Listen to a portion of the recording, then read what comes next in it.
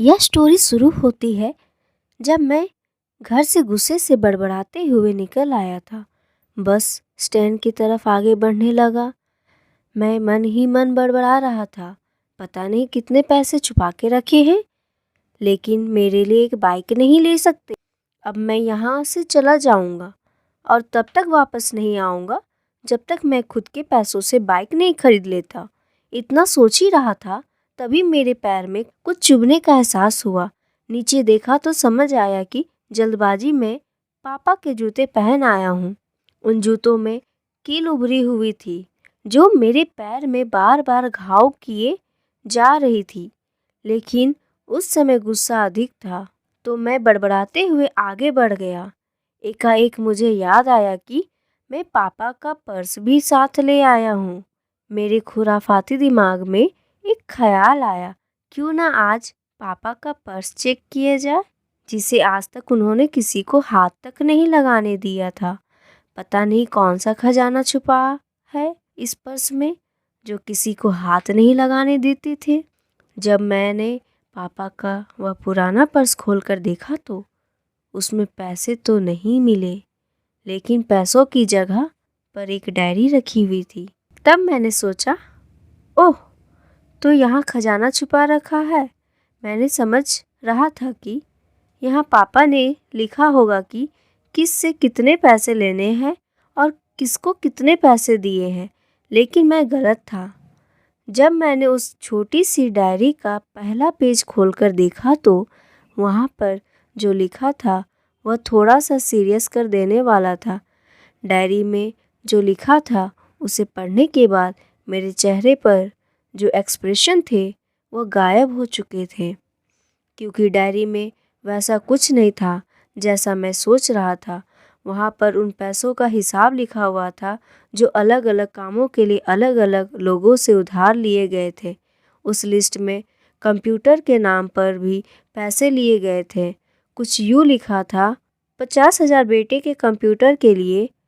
यह वही कंप्यूटर था जिसे मैं आज तक यूज़ कर रहा हूँ, लेकिन मुझे यह पता नहीं था उस कंप्यूटर को खरीदने के लिए पैसे कहाँ से आए थे।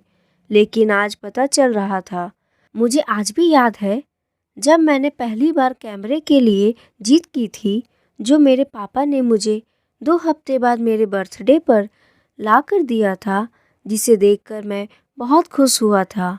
और मुझे खुश देखकर मुझसे कहीं ज़्यादा अगर कोई खुश था तो वह थे पापा। अब मेरे चेहरे से गुस्सा एकदम गायब हो चुका था। जब मैंने आगे का पन्ना पलटा तो वहाँ पर कुछ विशेष इच्छाएं लिखी हुई थी। पहली जो विश थी उसमें जो लिखा हुआ था, अच्छे जूते पहनाना। यह बात मेरी कुछ समझ नहीं आई।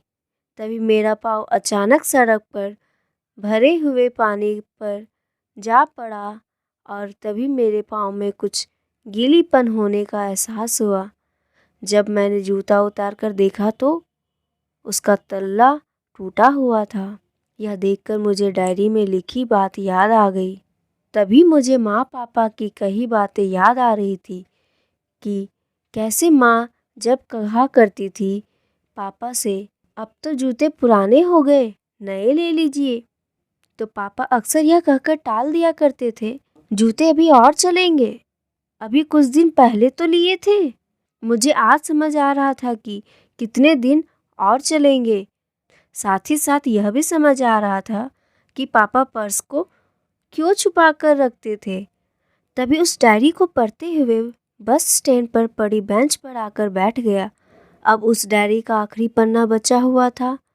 उस पन्ने को जब मैंने पलट कर देखा तो वहाँ कल की डेट लिखी हुई थी।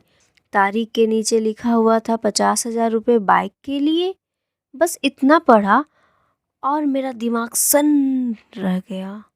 अब मेरे मन में कोई शिकवा गिला नहीं बचा था, बस मेरी आँखों से आंसू बहे जा रहे थे। मुझे आज तक नहीं पता तब मैं क्यों रोए जा रहा था। अब मैं जल्दी से घर की तरफ भागा, लेकिन जूतों की वह कील पाँव में अब तक घाव बनाने में कामयाब हो चुकी थी। मैंने जूते को रास्ते में ही निकाल कर फेंक दिया और भागते लड़खड़ाते हुए घर जा पहुंचा, लेकिन पापा घर पर नहीं थे। मैं समझ गया वो कहाँ गए थे। मैं सीधा पास वाली बाइक एजेंसी के पास भागा।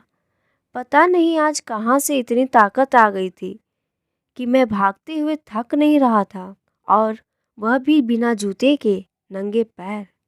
जैसे तैसे मैं बाइक एजेंसी पर पहुंचा। पापा वहीं थे।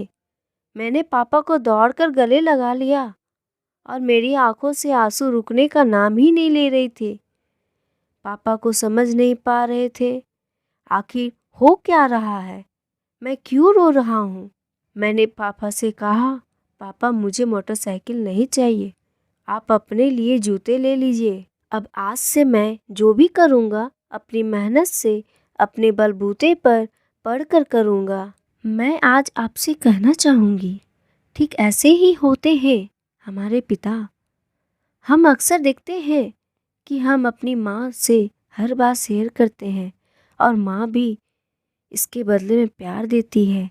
लेकिन एक शख्स ऐसा भी होता है जो अपने बच्चों से उन्हें बिना जताए छिपकर प्यार करता है, खुद की इच्छाओं को मारकर बच्चों के लिए सपने देखता है और उनकी खुशी में ही खुश हो जाता है।